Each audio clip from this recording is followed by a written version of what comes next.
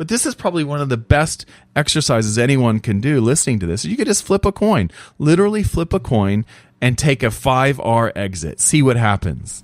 See if that trading strategy works. Two traders, Darren and Walter, pull back the curtain on profitable trading systems, consistent money management, and profitable psychological triggers. Welcome to the Two Traders podcast.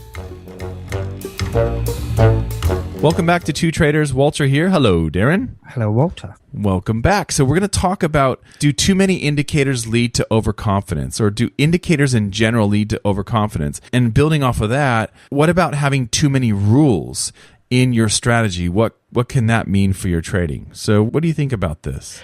I think overconfidence is a problem. I'm not sure about too many indicators leading to overconfidence. Well, what about, sorry, I guess I kind of constructed this. What about if I reconstruct the question is this? If you have too many elements in your strategy, does that lead to overconfidence? So what I'm thinking about here is when you have this strategy and then you have all of these contingencies. Well, if this, then we do this. If that, then we do that. So what you're doing is you're making a very complex strategy because what you're trying to do is account for everything. So what about that? That's what I'm getting at. Yeah. Yeah, I think, that is a major problem. And, that is kind of looking at the problem. It's misinterpreting the problem, I think, because I don't think it's a complex problem. And I've done a lot of testing on this myself, where I use like a secondary moving average for, say, the trend, and then a fast moving average for the entry, and completely buy into the fact that this other moving average makes a big difference. And it may make a difference, but it's a lot less than you think. That's what I've found. And even in certain cases, where the additional filters actually make the system much worse. Awesome. Yeah, right. That's awesome. Yeah, I mean, that's the thing. Like, I feel like the big issue here is that traders are trading their last trades. So they're letting their last trade beat them because the last trade, whatever happened. So now we have to create this rule so that doesn't happen again. And this is like a normal thing in life. Like you big businesses or actually governments are the best example of this, where something happens. Like, take an example. Okay, September 11th in the United States, that was awful. It was really interesting living there at the time, where how after it happened, like, people were so different and everyone had like basically become really nice to each other, which is, just as an aside, I thought was kind of a really nice thing, a nice, result of that. But the interesting thing that occurred after September 11th is essentially these doors now to the cockpit of the planes are basically like bulletproof, and there's no way anyone can ever storm into a cockpit of an airplane again, right? So that's not going to happen. The next tragedy will be something else. They'll do something else. And it's the same thing with trading. We come up with these rules to try and put a band-aid on something that happened in the past. Now, what you end up with is all of these extra rules, and it's just going to make you feel better. You're going to feel more confident. Well, that won't happen to me again or whatever. But you've totally changed your strategy. You're trading something else, and you're adding degrees of freedom, which is a terrible thing. I believe, like you, Darren, that one of the most powerful ideas in trading is to have a very simple idea that doesn't have a lot of moving parts. Those are the ones that are usually going to be robust and last the longest. Yeah, it's this desire to remove all of the unpleasant elements possible. And there's kind of this deep belief, isn't there, that if there's some, a bad feeling associated with your trading strategy, then there's a problem with your trading strategy, not that you've just got a problem dealing with any downsides. Yeah, exactly. It's really you, isn't it? It's not the strategy. It's you, and you're upset that the trading strategy didn't pull a profit or whatever. Yeah. Yeah. And I think, there must be parts of life where we're much better at dealing with those downsides. I suppose fields where we're in more control of the outcome. I don't know, is it particularly trading, or is it just things with a lot of uncertainty and risk? And is it the money? Is it the money being involved? I think people who play trading like it's a game do better than people who think about, oh wow, I could take that money and go on a holiday or whatever, or, go buy a motorcycle or something. I think people who look at it that way, as if they were playing a video game, they tend to do better. Yeah, I think you see with traders that have been around a lot longer and have already made consistent money, they seem to get better at dealing with the negative effects of a strategy. So as an example, I always mention Dunn Capital. He can have losing years, but won't change his strategy.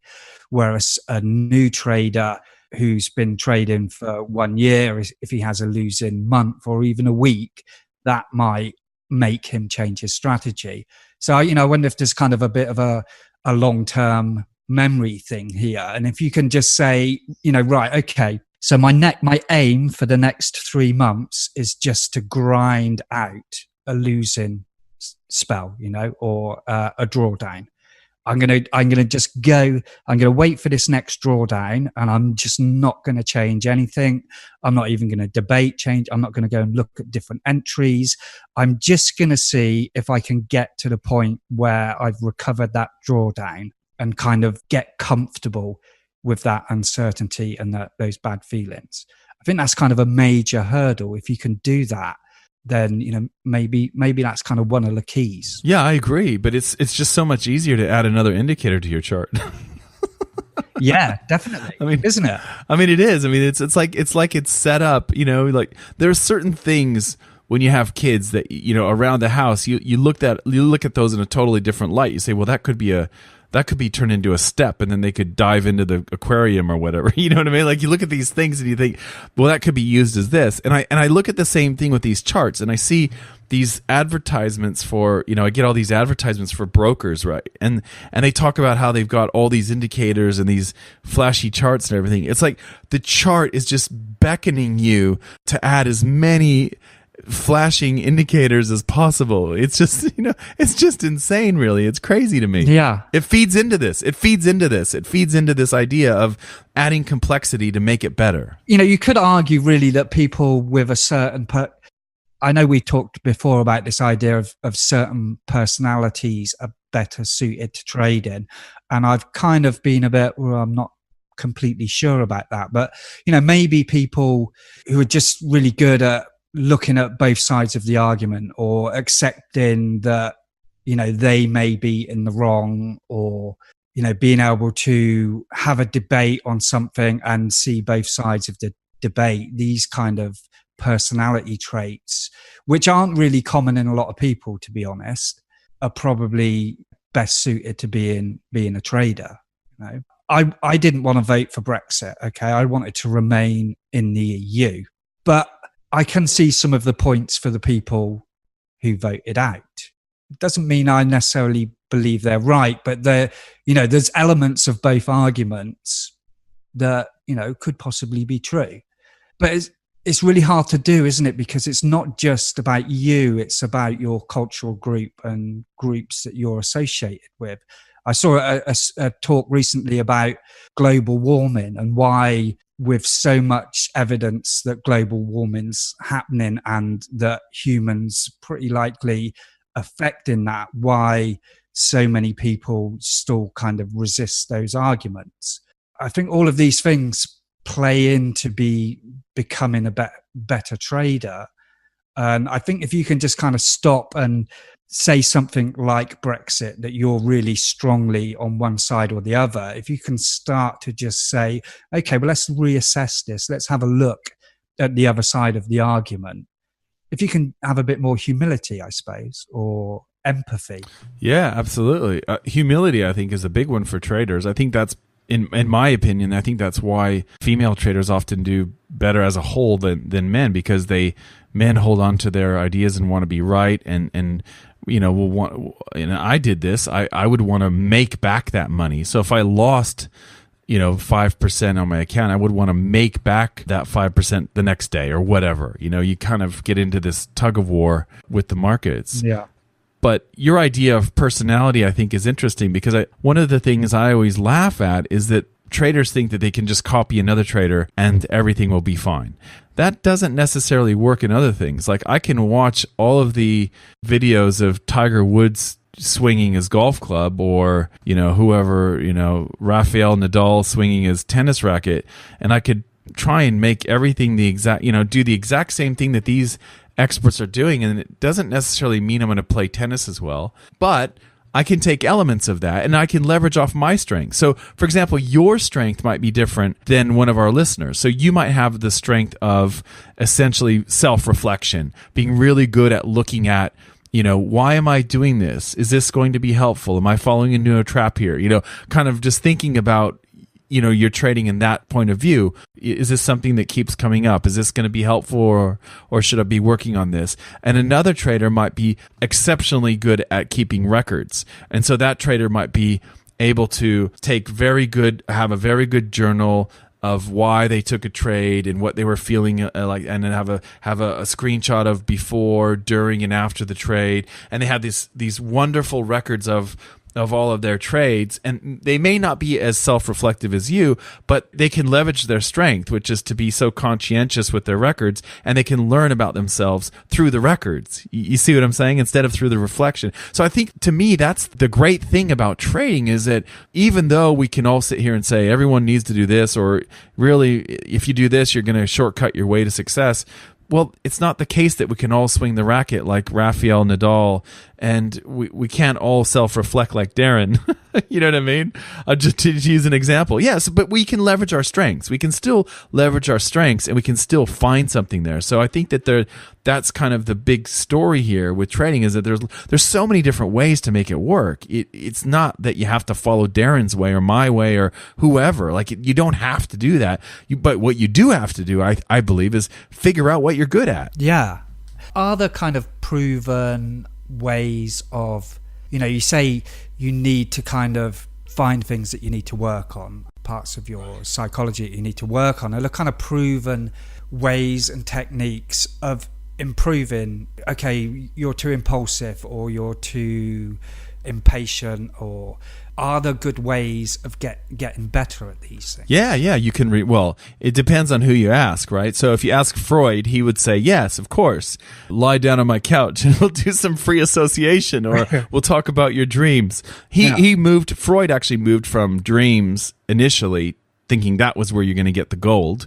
And then he moved later on to free association, where he says a word and you pop whatever first thing that comes into your mind. If you ask Skinner, the behaviorist, he would say, yes, of course you can. All you have to do is reward yourself for doing the right thing, and set up a reward system. And so that, it depends on the theoretical orientation or whatever but I think, to me, the bang for my buck has been, and I know some people are going to think this is crazy, but that's the great thing about life. Everyone can take a different approach. But for me, the data and the results that I have seen with traders who use simple subliminals has been exceptional.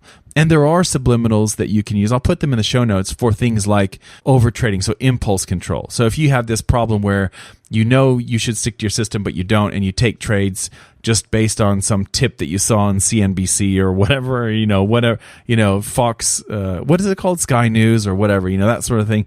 Like, if you have that issue, if that's your issue, impulse control, there's a subliminal for that. There's a subliminal for people who have this idea that money is evil, and that deep inside they know that they shouldn't be making money as easily as clicking a button on a laptop, which is basically what, for trading, you make a decision and you get paid for taking a risk and making a decision. That's basically what we get paid for. So, those sorts of things, those subliminals are quite good. And there's a pretty good body of research that shows that these subliminal tracks actually do affect behavior. So for me, that's the simplest way, because you don't have to do much. You just kind of have these playing in the background when you're working or sleeping or whatever. Right. Okay. Going back to the indicator thing then, what's the rule of thumb with indicators? How do we know if we are using too many, and how do we know if we're using them right, or whether we should use them at all or have none? Well, one of the fascinating things I've learned from the guys that do like the the automated backtesting, where they're looking to make algos and stuff. One interesting way that they do it is, let's say, for example, you, Darren, you have a system and it uses the 6-period moving average. And, that's the critical component one of the critical components of the system. Well, what happens if you use the 7 moving average or the 9 or the 4? And so what these guys will do is they'll run that through and see, does the edge still hold up or does it break down? Yeah, it's a logical thing, right? But people, if you're a purely discretionary trader, you might think there's something magic about the 21 moving average or whatever it is. So they do that, right? They'll just slightly shift it up or down, and they'll say, okay, now is this still going to work? Let's say you use an exit, which is a 3R exit. So you're looking to make 300% your risk on the trade, and you just let it go. It's either going to hit your 3R exit or it's going to stop out at negative 1R. So all of your risk money is gone. Now, what happens if you test a 2.8R or a 3.3R or whatever? Does that really change it? So I think that's kind of a useful way to see.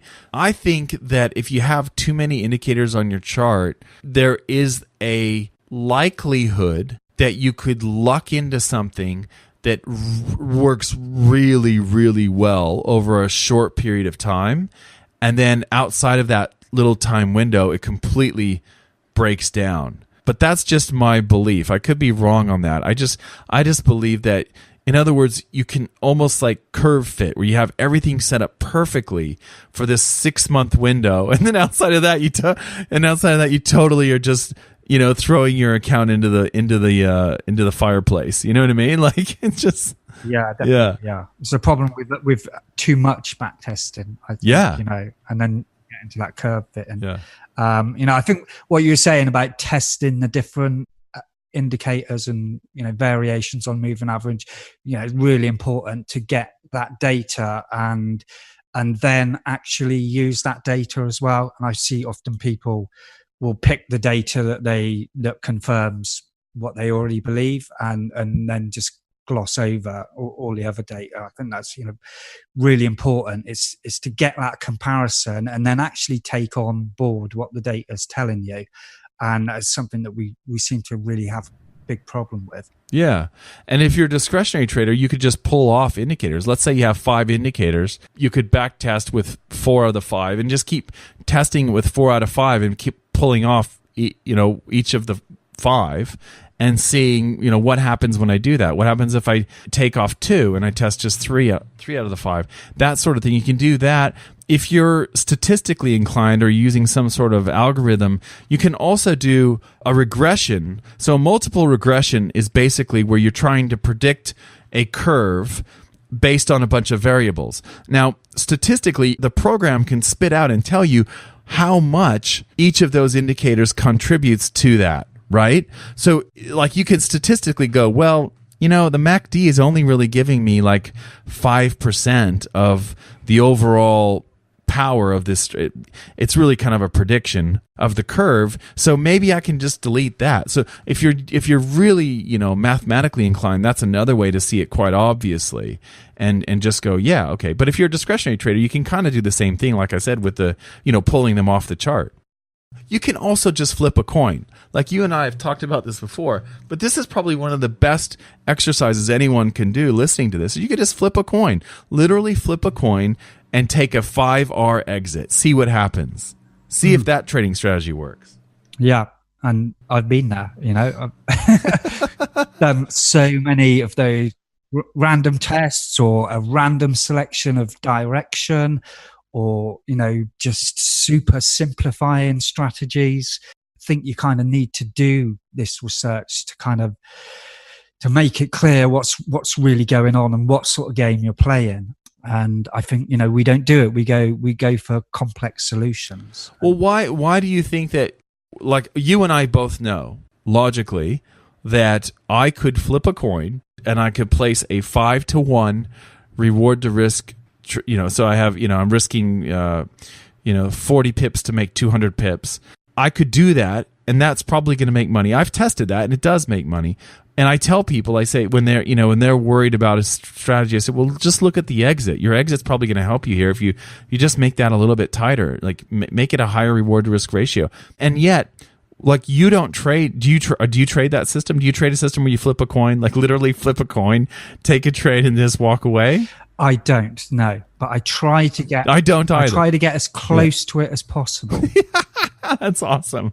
Okay, let's talk about this next time. I want to talk about Darren's almost flipping a coin strategy next time we get together, because I really want to. I want the listeners to hear this. I think this will be good. This is going to be good stuff. Yeah. So let's talk about that next time. Are you keen? Yeah. Yeah, definitely. Yeah. Okay. Yeah. Next week. Okay. So next podcast, guys, we're going to talk about Darren's almost flipping a coin strategy. This is going to be awesome. I can't wait. Yeah. So any final thoughts about having too many rules for this episode? No, I think I've covered everything really, Walter. Yeah.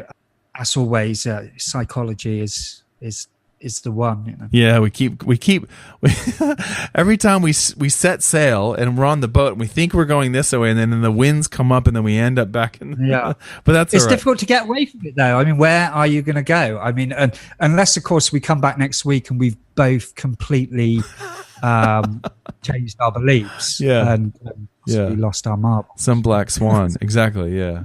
Cool. All right, Darren, we'll see you next week. And I can't wait to talk about the almost random flipping a coin entry strategy. Let's do it. Cheers, Walter. See you next week.